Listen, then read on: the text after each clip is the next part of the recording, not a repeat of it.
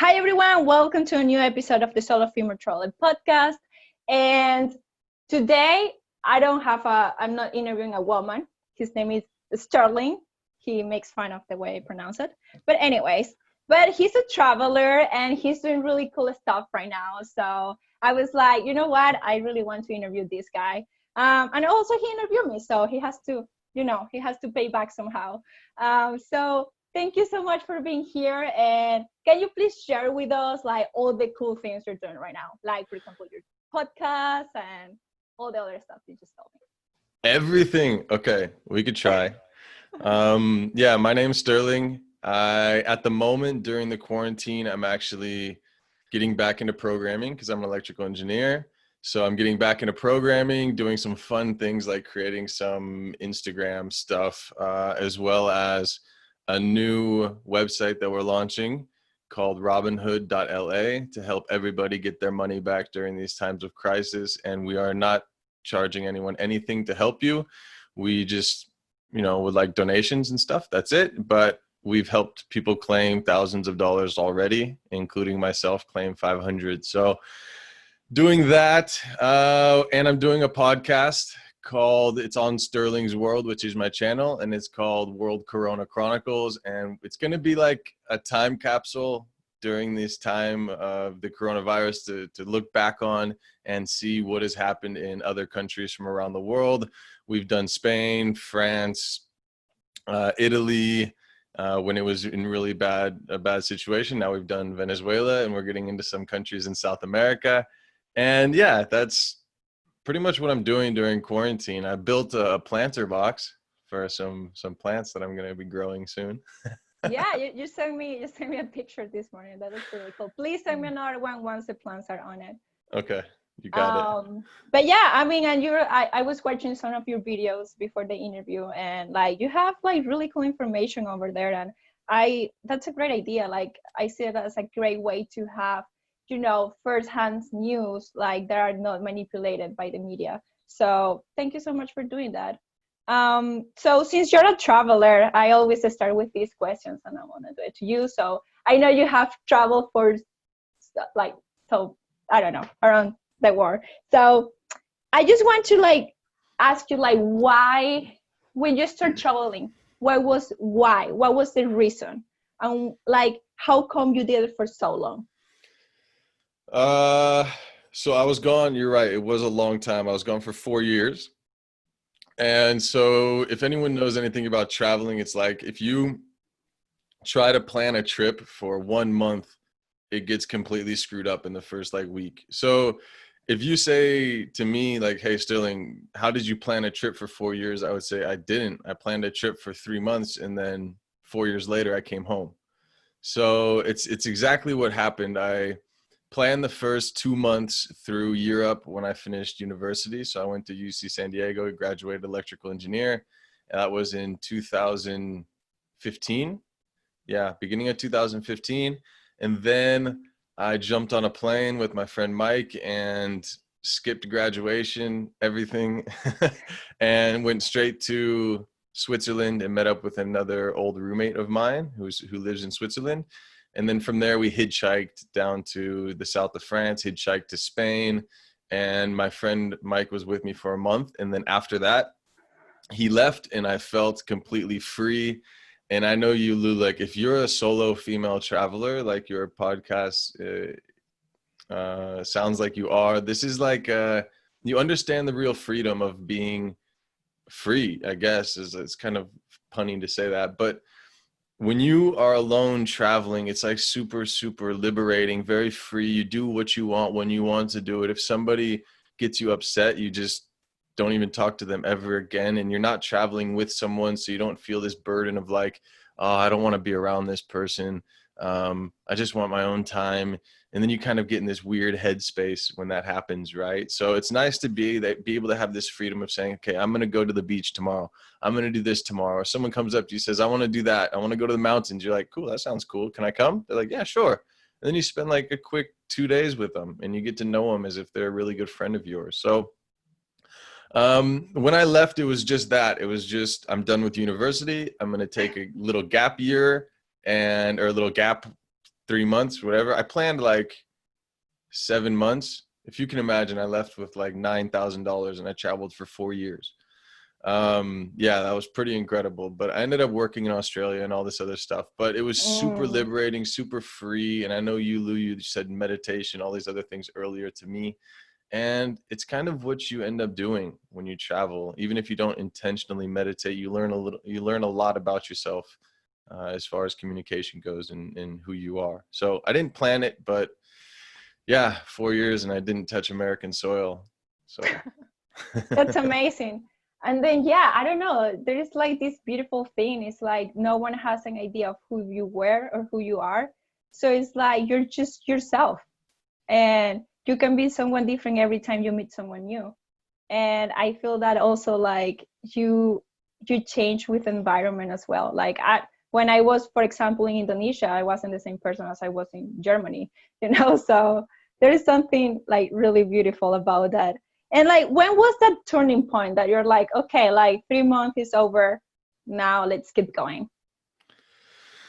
um I guess my journey, as we say, like in a storytelling mentality, is like you have your character who struggles with something, comes through, and then he faces like a wall and then has to make a big decision to either persevere or crumble. And in every good story, they like persevere through this wall. So I guess my collision point, my turning point, my point of recognition about what I really want to do was at the end of the 7 months.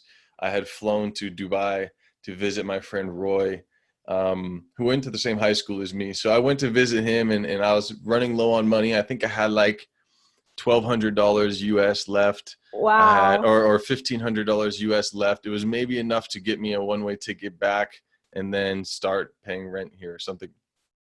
Um, so during that moment, I was sitting with Roy and we were just talking, and I was like, I remember a story that my friend told me about him going to Australia and making good money and then continue traveling. So I was like, fuck it, I guess I'm gonna look at that. And then I went online and I applied. It was like $300 for a work visa to Australia. And if you are watching and you want to do it, you better do it soon, because I think in 2021 they might stop it. And if you're over the age of 31, you can't do it. So make sure to get on that soon and do it. I highly recommend going and living there. But that was the turning point. It was like I made my decision that moment. I bought my visa for $350, and literally like 2 seconds later, I got approved for the visa. So I flew to Australia, and I only had now $1,200 left from the 1,500, and I bought a van for 1,000. I built a bed in it for 100, and then I had my food, I had my transportation and my lodging, my accommodation covered. Um, yeah, and I went up to Byron Bay and I found a job working in a bar, and then I ran a business up there as well. Wow. Okay. I just can't imagine like how difficult it would be for someone to be like, oh, I have 1,200 left. So there's so much uncertainty. Like, it's not really you can do much with it. And then like you did all that. Like, you got a visa, you went to Australia, you got a van, and you Hmm. built a bed. Like, that's amazing. That's all you need. I mean, that's one of the beautiful things about traveling by yourself, and that people don't necessarily know, is that there are so many options that you have for extending travel, for making your dollar go longer than you can ever Yeah. imagine. Like you said, it's stressful. Yeah, it is stressful, but when you get there, you figure it out. Like that's one of the beautiful things about being human, is if you put a human in a bad situation, they're probably gonna make a really good situation out of it. Um, and it's why a lot of people, I feel like, don't succeed or don't take the first step of traveling. Is, they say, I'm scared, I don't want to, I have only $2,000, I'm not going to even be able to buy a ticket there and a ticket back. But it's like once you're there, you figure it out, really. And I mean, I lived illegally in France for a year and nobody said anything to me when I left. So Good. I don't know if I recommend that, but Yeah, please, no, don't do illegal things maybe ever. maybe No. that's like an expert traveling moment. So after like 2 years, I recommend pushing visa restrictions. Yeah, I mean, yeah, let's just always get the visa to like everyone listening to this, okay? You don't want to get in trouble. So wow, okay. And yeah, I guess like it has happened to me as well that I was expecting to travel for a short period of time, and then something happened, and I just stayed longer, and it was just like just a point where I was like, I just gonna trust life and let's see how it goes from here. And it went really well. So um and when you like had when you were like okay traveling for that long, what was some like aha moment that you have about, I don't know, just anything? What kind of moment? Like an aha moment? Aha moment. So like Oof. I think this aha moment was kind of already one of them was what I said. Like when you back someone up into a corner, especially like a human being, if you back us up into a corner, we always make things work. mhm, And it's kind of I kind of uh, ask people or influence people to push yourself back into the corner to test what you can do. For example, if you start a business and you have X amount of dollars and this money goes lower and lower and lower and lower, you're eventually going to push through and be successful, because if you, yeah, it's either failure or success, and you're going to do it. And the same thing goes for traveling. If you don't think you have enough money, just go do it, and then once you're there, figure out how to make the money. Go work, find a job, get paid, plata negro, like money, I guess we say, under the table. Yeah, like yeah, under the table money if you need to, and just make it work. And the experience itself of pushing through this tough time is worth it already, let alone the time that you actually get to spend in another country. But to give yourself that power, that pat on the back, saying, I came from this, I struggled through that, and it only makes you stronger. And the cool thing is you can look back on it and say, man, I'm a champion. Look what I did. That's it. I went from a very bad situation to persevering, and I can do it again in any situation. that's what true victory is. When you struggle, struggle, struggle and get it. And that, yeah, that applies, I guess, like, yeah, that applies to everything in life. Everything. um yeah, I mean, because when you acquire something that is like easy, you don't really appreciate it, and it's not like the greatest memory. Hmm. So yeah, awesome. Okay, okay, so we're just not listening about traveling but also about life. Like some You life said an lessons here. aha moment. That was an aha moment. No, that was great. Like that expected, like that was beyond my expectations. Um, so and now like you start this YouTube channel and podcast that is about what is going on with the coronavirus around the world. Hmm. And why did you just decide to start that? A couple reasons. One of them being that I don't necessarily trust the news, and not because it is false news, but Mm-hmm. because it is biased. Um, and it Mm, might not be exactly what's going on. Like the very strange thing is that when you watch Fox and then you watch CNN and then you watch like other news stations and they seem to contradict each other, it's very strange because like it's the same news. It was one event that happened, and it just seems like everyone has a different point of view on it, which is not fair for us. I would rather them just say this event happened and we're not sure why it happened, but that mm-hmm. happened, instead of saying Mm-hmm. this event happened and here's why I think it happened. Because a news source isn't supposed to give you a point of view. A news Yeah. source is supposed to give you the news, and that's it. So I did it because I want people to be informed about what's going on around the world from the people that know what's really going on, and that are going to tell you an unbiased point of view. And the only people that can do that are the locals that live within the country. So that's the main reason. And then obviously I want to reconnect with my friends, and it's so hard to stay in touch with everybody.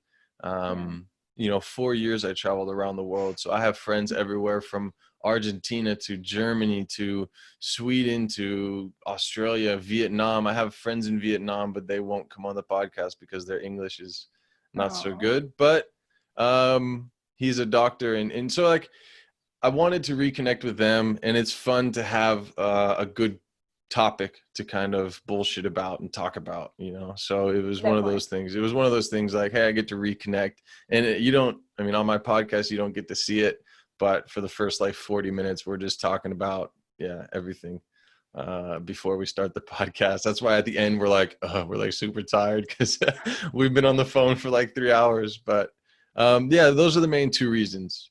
Make sure all the people in America and around the world are informed about what's really going on, and also just to reconnect and talk to some friends. And what's your point of view now after all those interviews My point of view about what? about the coronavirus? Oh, wow. Well, first of all, we're all going through the same thing. Mm-hmm. And my biggest takeaway has to do with I had this conversation with my mom the other day. It has to do with our trust in in our government and in our Mm. trust in our people. So it's very hard as a nation. It's weird, right? This is the paradox with Americans is we are so patriotic about America and we love America so much, right? This is like something that is just everyone will say it. Everyone around the world knows Americans, they're patriotic. Yeah. Yeah. But we don't care enough. Like we're so patriotic, but we don't trust our government. It's like this weird like Mm. paradox, right? Like I love America and yeah, America, we're the best. Like we, you know, just some it's not necessarily true, but we think we are the best. Okay. And that's cool to think you are the best, but then to also on the other side not believe in your government and you know not trust them. It's kind of weird because yeah, because of that. Like I love my country, I love it so much. They're the best, but yet I don't like them, and I'm not going to listen to them in a time of a crisis. And I would rather them say, I mean, in other countries, for Germany, for example, maybe they don't necessarily trust their government, but they listen to them. They put the masks on, they keep the social distance, they do the right things by the people because they don't want to necessarily hurt the people. And the same for, like you said, in Venezuela, they might not necessarily trust the government for good reason, but they still will listen to them because they know that this kind of a virus is dangerous, not just for the government, but and not just for the country, but for the people and their friends and their family and the people they care about. Whereas America's kind of the opposite. It's like we're really patriotic, but we don't trust our government, and because we don't trust them, we're gonna, you know, have riots in the streets protesting the coronavirus and potentially get hundreds of people more sick. It's like Wow. it's a weird paradox. So that's what I've learned the most is like we really need to be together, uh, and we should always be together. It seems like Yeah. America has always been a bit divided more than most countries, at least. So I think that's the biggest takeaway I have as far as the virus goes. Obviously, we know the virus is killing people, is dangerous, and all these other things. And we're looking for vaccines, and we're looking for a cure, and herd immunity is kind of out of the question. And so, like, there are all these real facts, but the biggest takeaway, as far as country to country, America, would be, yeah, that kind of weird paradox. That's a great takeaway. And thank you for sharing uh, your perspectives from an American point of view. Uh, no, really. Really.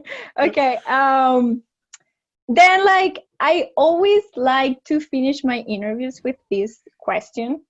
Um, and it's okay, like, you can take some time, but um, what are the five biggest lessons you have learned while traveling?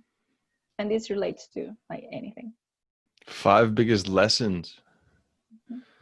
Oh man, five of them. I know I was gonna catch you off All guard. right. Well, don't wait for anybody. First of all, Okay. do what you want when you want to do it. That's it. Okay. Very simple, that one. Don't hold on to anything too long. So don't have any, not just personal possessions, but for example, if you're not leaving because you know, your friends and your family are here and you don't want to leave your friends and family, like leave.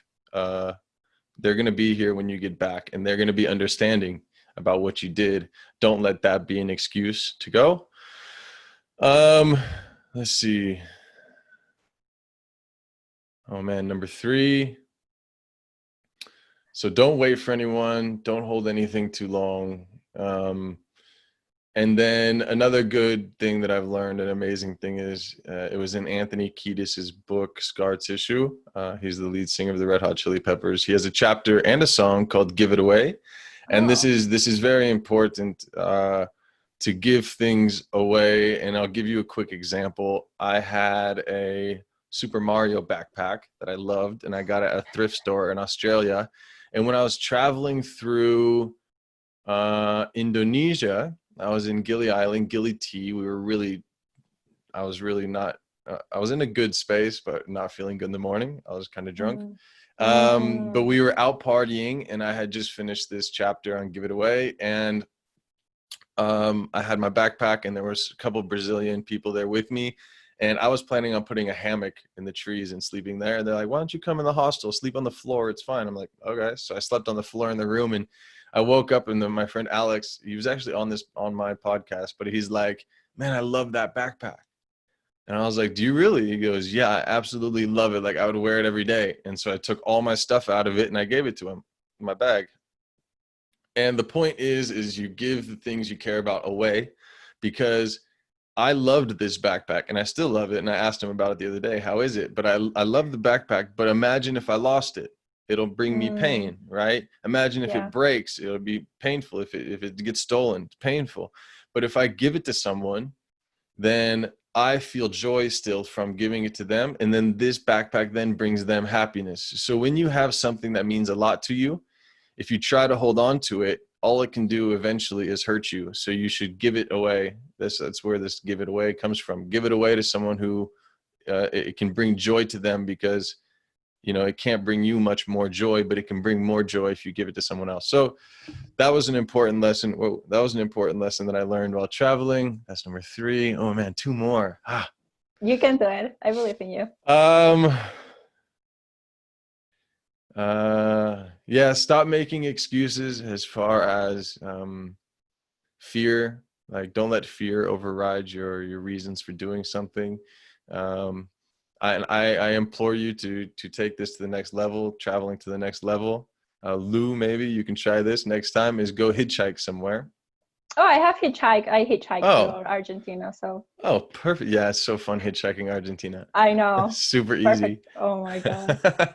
um, yeah, so hitchhike, get out of your comfort zone. I know you, Lou, you're making this to get out of your comfort zone. I love it. I think that's a beautiful message in itself. But don't let your fear stop you from doing something. So go hitchhike, go do it. Don't say, "Oh, it's dangerous." It's not dangerous.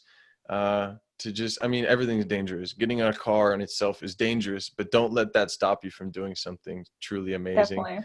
And the last thing is, everybody, not everybody, but most of people are really amazing, amazing, good people. I would say like 95 to 97% of people are just absolutely incredible. And it's the 3% that really fuck it up sometimes for other people. But with that said, this is why I say don't be scared to do it. Yeah. Like, trust that 95% of people are good and the person picking you up is good. I mean, that means you can hitchhike 100 times and 5 of them are bad. So Mm-hmm. what? And then, like, even if they're bad, they're only going to be bad enough to where you're like, "Hey, let me out of the car." You know, Yeah. it's not like you're going to be faced with these super incredibly dangerous situations. I mean, I stayed in a favela in Rio de Janeiro. I stayed there, and I was passing kids with guns every day. But they didn't Mm. do any. They didn't do anything. But I can, even if they have a gun, I can trust this kid's probably good. Deep down, he's a good kid put in a bad situation. So what? But Yeah. 95% of people are good, and trust more than you distrust. Always give someone the benefit of the doubt. Trust them to do the right thing. If they say, "Hey, can I borrow $10? I'll give you $10 later." You say, "Sure, give them $10, Yeah. and just trust them that they're going to give it back to you, because at the end of the day, you get what you give. And if you give love and you give trust and that kind of thing, and believe that 95% of people are good, then 95% of people will be good. But Yeah. if you start doubting and say, "Oh, 50% are good, 50% are bad," then you're going to give off this energy of bad, bad vibes, and then maybe bad things will happen to you because you're giving off what you're going to get. So just Yeah, keep that in mind. definitely no. Actually, I was reading about that this week. Like, your reality is based on your thoughts, and then if you think that people are bad, well, you will encounter bad people. And also, I was talking to my roommate this morning just about that, because I don't know, like, you have been in South America, but like we Latinos, we kind of like have these opinions about other nationalities. It's like, I don't, for example, Venezuelans and Colombians, like which one is better, or like, who cares about Brazilians or their own continent, or like Peruvians are like this or that.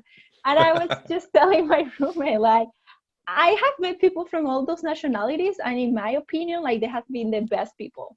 And I always give, when I meet someone, I always give them the benefit of the doubt. Like, you, to me, you're a great person until you show me that it's not true. So, so definitely that's something very important. And especially, yeah, when you're hitchhiking, just focus on that. It's gonna be a great time. You're gonna meet an amazing people, or like, yeah, just traveling. And Yeah. thank you so much. You see, those were great lessons. Hey, to add to what you said about South America, it's quite funny, and it's not just South America that I noticed this in, but in Okay. almost every country.